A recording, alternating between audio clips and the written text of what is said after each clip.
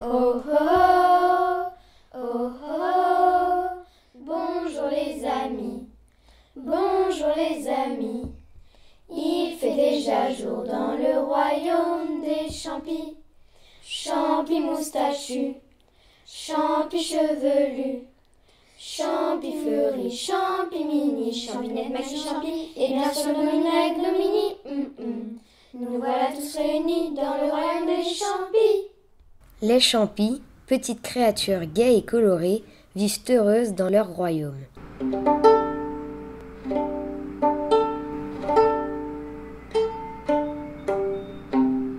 Au moment où cette histoire commence, elles sont encore plus en joie que d'ordinaire. Elles viennent en effet de fêter la venue du bébé royal, Champi Mini, le fils de Gnomi et Gnoma. Tout le village est heureux. Ce fils tant attendu est né le soir de la Champilune, lune précieuse qui n'apparaît que tous les 200 ans. Gnomi et Gnoma sont au comble de la joie. Ils organisent une grande fête, invitent tous les champis-fées et les champis-magiciens.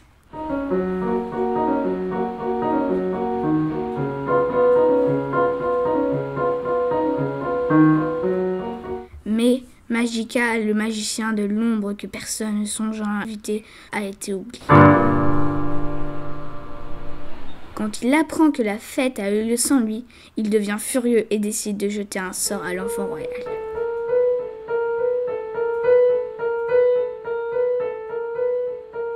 Le lendemain, le petit Champi Mini tombe malade. Il perd peu à peu ses couleurs et le noir et le blanc l'envahissent. Ses parents sont effondrés, les autres champis très tristes.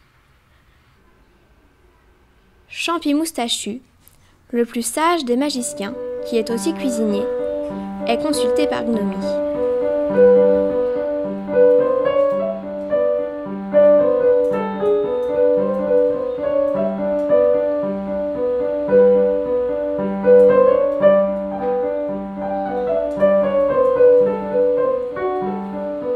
Grâce à son livre de magie, il prend connaissance de cette maladie. La seule solution pour la guérir est d'aller chercher une champileur dont le livre donne un dessin.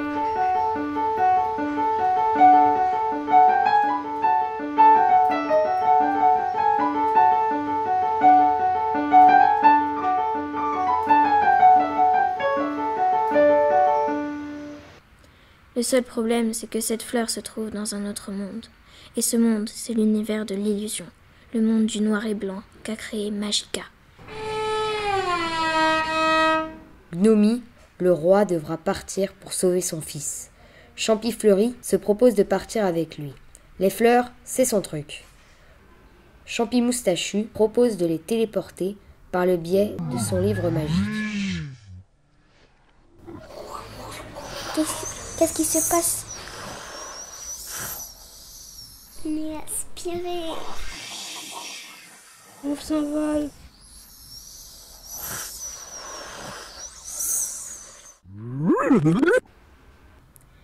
Ils arrivent devant d'immenses bâtiments noirs et blancs. Ils atterrissent sur de l'herbe toute grise.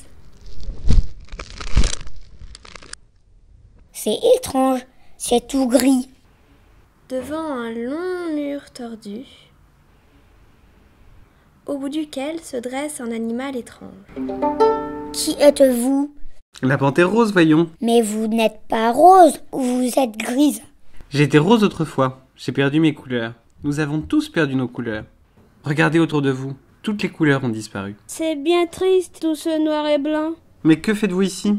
Justement, nous voulons retrouver la champileur qui fait revenir les couleurs. En trouvant votre fleur, vous allez pouvoir m'aider aussi. Ah, le rose. Le beau rose qui m'allait si bien. Elle disparaît en chantant son petit air. Dam, dadam, dadam, dadam, dadam, dadam, dadam, dadadadam. Ils avancent donc vers une cour où se trouvent de grandes voitures et de petites voitures. Prenons les grandes et on ira plus vite.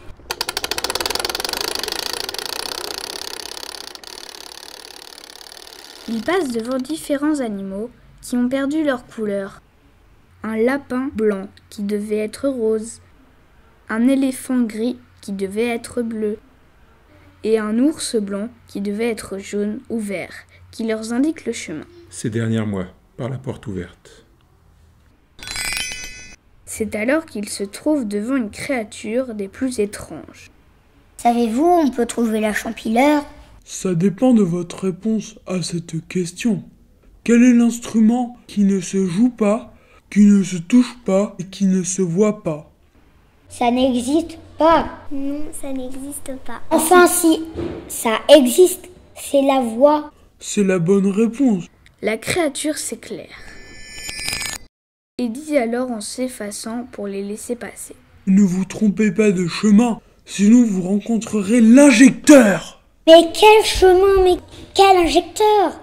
Zut, il a disparu. Ils entrent dans le bâtiment en évitant toutes sortes de pièges et de spirales infernales.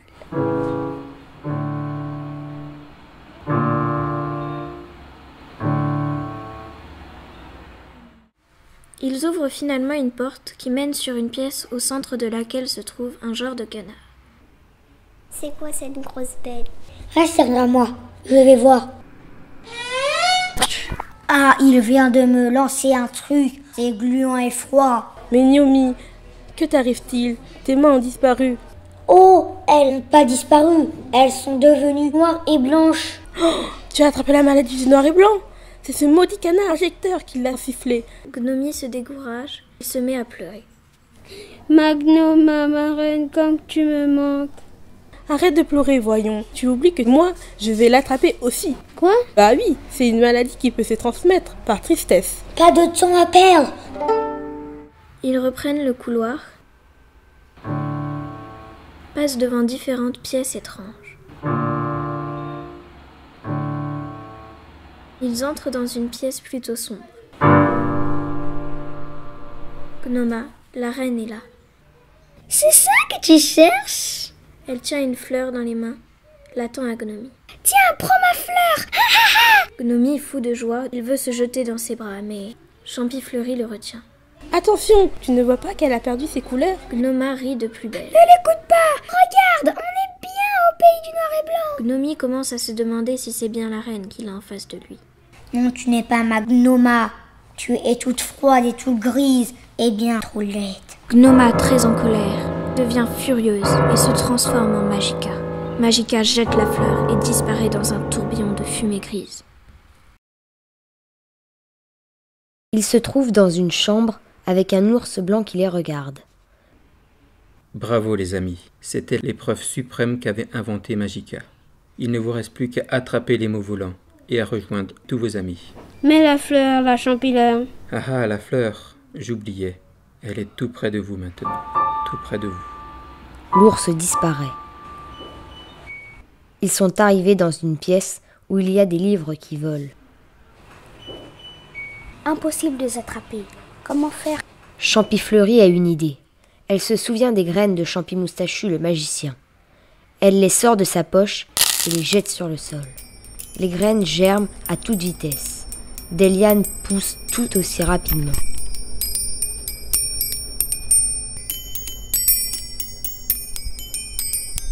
Les champis y grimpent. Gnomie réussit finalement à attraper un livre. À ce moment-là, les lianes tombent par terre. Qu'est-ce que c'est que ce livre? Mais c'est le livre de Champimoustachu, notre magicien. Oh, je vois la panthère, elle est rose.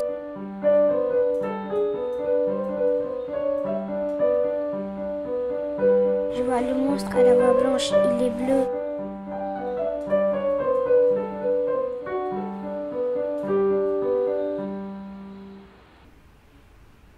Je vois tout coloré.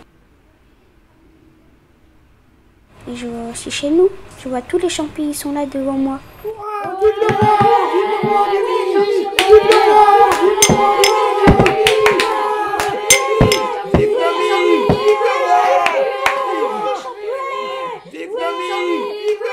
Gnomie est au pays des champis. Tout est coloré et joyeux. Ils retrouvent Gnoma et leur fils Gnomini, qui est guéri, ainsi que Champimoustachu et Champifleurie. Gnomie est étonné et triste. Ainsi il te guérit, mon chéri, alors que je n'ai même pas trouvé la fleur. Gnoma s'approche de lui consolante. Ne t'inquiète pas, la fleur, elle est dans ton cœur. C'est le chemin que tu as traversé pour ton enfant qui fait la valeur de ta fleur. Mais la panthère et Magica? Ce n'était qu'illusion pour te mettre à l'épreuve. Regarde autour de toi toutes ces couleurs et les champileurs qui ne poussent qu'après l'apparition de Champilune.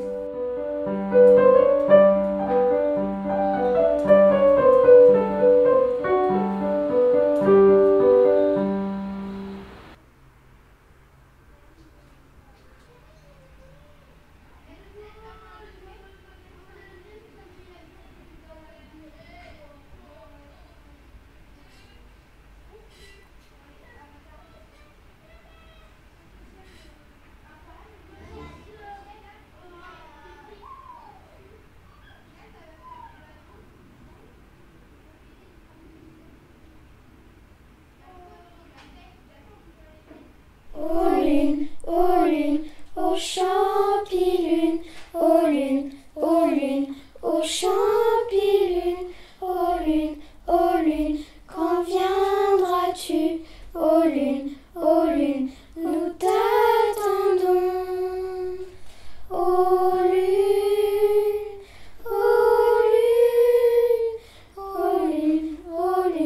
ô champilune, ô lune, reste bien là.